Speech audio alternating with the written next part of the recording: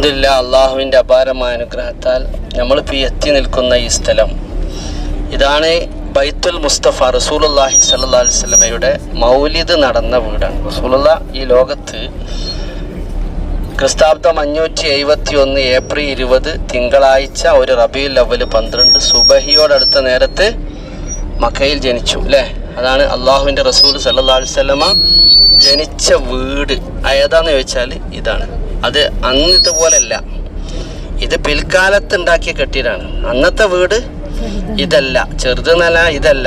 ഈന്തപ്പന ഓല കൊണ്ട് മെടഞ്ഞുണ്ടാക്കിയ അബൂ താലിബ് റസൂലുള്ളാഹി സ്വല്ലല്ലാഹു അലൈഹി വസല്ലമയുടെ വല്യപ്പ അബ്ദുൽ മുത്തലിബിൻ്റെ 10 മക്കളിൽ മൂത്ത മകനാണ് ആര്? അബ്ദുള്ള. അവർക്ക് അനന്തരമായിട്ട് റസൂലുള്ളാഹി സ്വല്ലല്ലാഹു അലൈഹി വസല്ലമ കൊടുത്ത സ്ഥലത്താണ് എന്തുണ്ടാക്കിയത്? ആ സ്ഥലത്താണ് ഈ വീടുള്ളത്.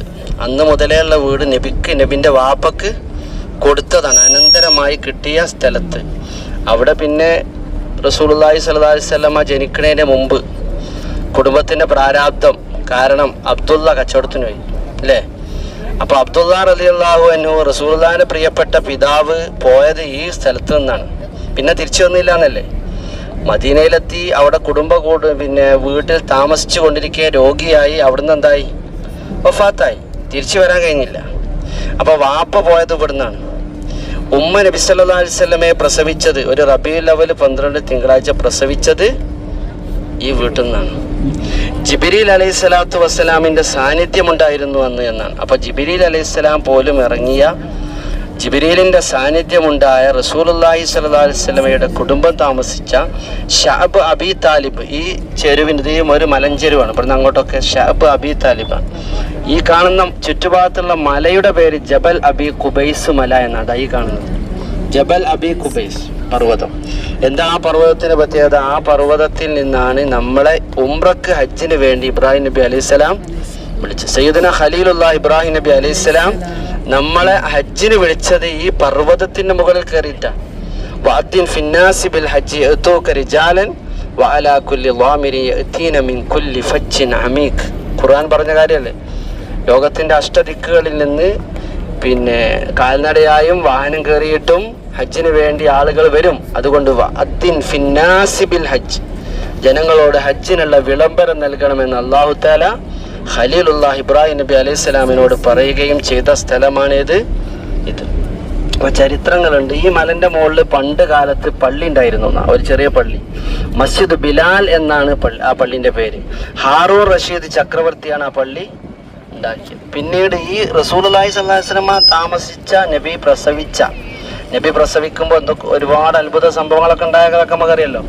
പിന്നെ അതൊക്കെ സംഭവിച്ചത് ഇവിടുന്നാണ്.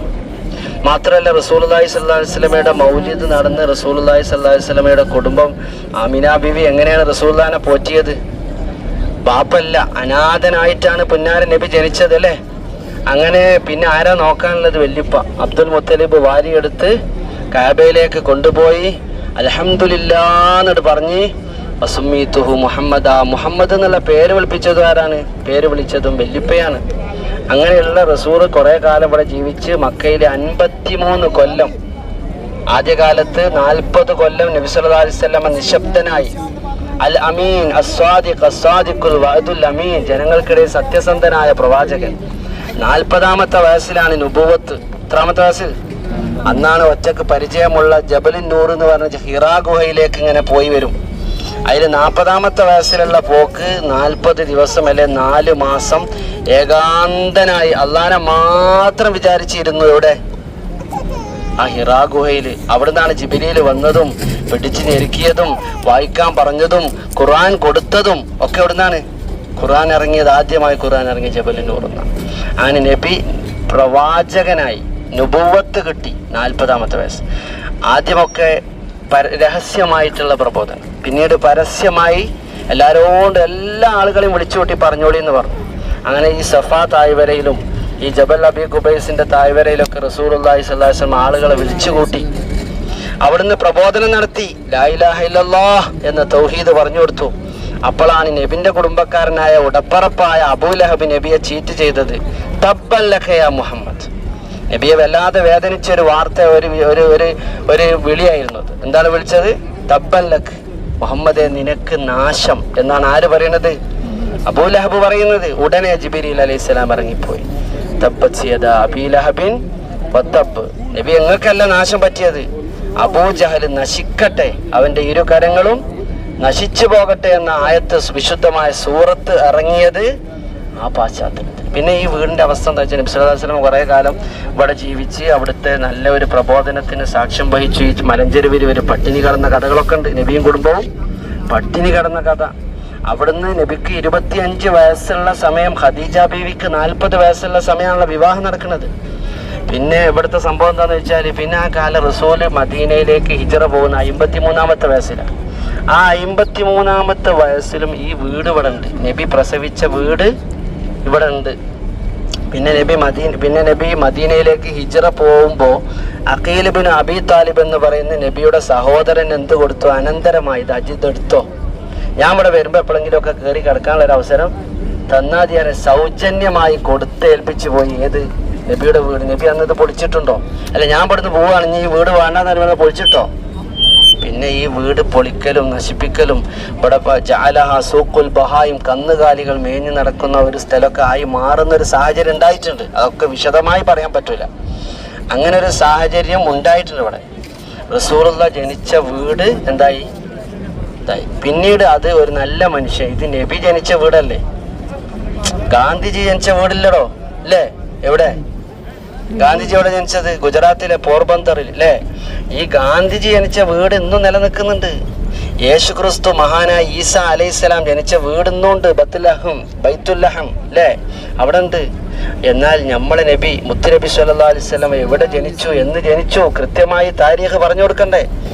നാളെ യുക്തിവാദികൾ വന്നിട്ട് പറയാണ് മുഹമ്മദ് എന്ന ആളെന്നെ സ്വല്ലല്ലാഹു അലൈഹി വസല്ലം ജനിച്ചിട്ടില്ല എന്ന് പറഞ്ഞാലോ?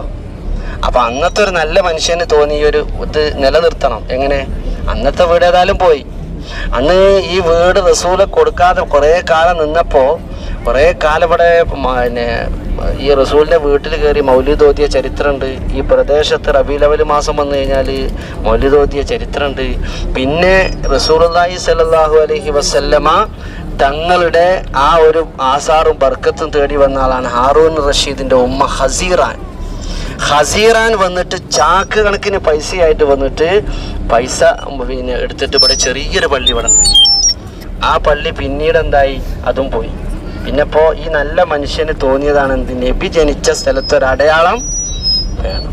അങ്ങനെ ഒരു കെട്ടിട ഉണ്ടാക്കി അതിൽ കുറെ കിതാബുകൾ കൊണ്ടുപോയി വെച്ചു. അതാണ് മക്തബത്തു മക്കത്തുൽ മുക്കറം. എന്താ വായിക്കുക? മക്തബത്തു മക്കത്തുൽ മുക്കറം. അതായത് ഇന്നത് ലൈബ്രറിയാണ്. അപ്പൊ നബി ജനിച്ച സ്ഥലം ഏതാണ് എന്ന് മനസ്സിലാക്കാൻ ഒരു കെട്ടിടം അവിടെ. ഈ വാതിലവിടെ തുറന്നാൽ കറക്റ്റ് ഒരു പ്ലേസ്, ഒരു മുസല്ല, ആ ഏരിയയിലാണ് സയ്യിദുനാ റസൂലുള്ളാഹി സല്ലല്ലാഹു അലൈഹി വസല്ലമ തങ്ങളുടെ ഉമ്മ ബീവി ആമിന റളിയല്ലാഹു അൻഹ പുന്നാര നബിയെ പ്രസവിച്ചത്. ആ സന്ദർഭത്തിലാണ് ഭൂമി ലോകത്തിലുള്ള വിഗ്രഹങ്ങളൊക്കെ തലകൊത്തി വീണത്, അനൂസർവാൻ ചക്രവർത്തിയുടെ സിംഹാസനം പൊളിഞ്ഞ് തരിപ്പണമായത്, സാവാ തടാകം വറ്റി വരണ്ടത്, ഇങ്ങനെയുള്ള വലിയ സംഭവങ്ങൾക്ക് സാക്ഷ്യം വഹിച്ചു. നബി നടന്നു പോകല് പള്ളിയിലേക്ക് ഇതിലൂടെയാണ്. ഇവിടെയാണ് നബിയുടെ കൊടിയ ശത്രുവായ അബൂജഹലിന്റെ വീട്. ആ വീട് ഇന്ന് എന്താണ്? ടോയ്ലറ്റാണ്. എന്താണ്? നമുക്ക് ഇനി നബിയുടെ പ്രിയപ്പെട്ട ഭാര്യ ഖദീജ ബീവിയുടെ വീടും ഗോഡൌണും ഒക്കെ ഉള്ള സ്ഥലം കാണാൻ പോകണം. പിന്നെ ഖദീജ ബീവിന്റെ മക്ബറ സിയാറത്ത് ചെയ്യണം.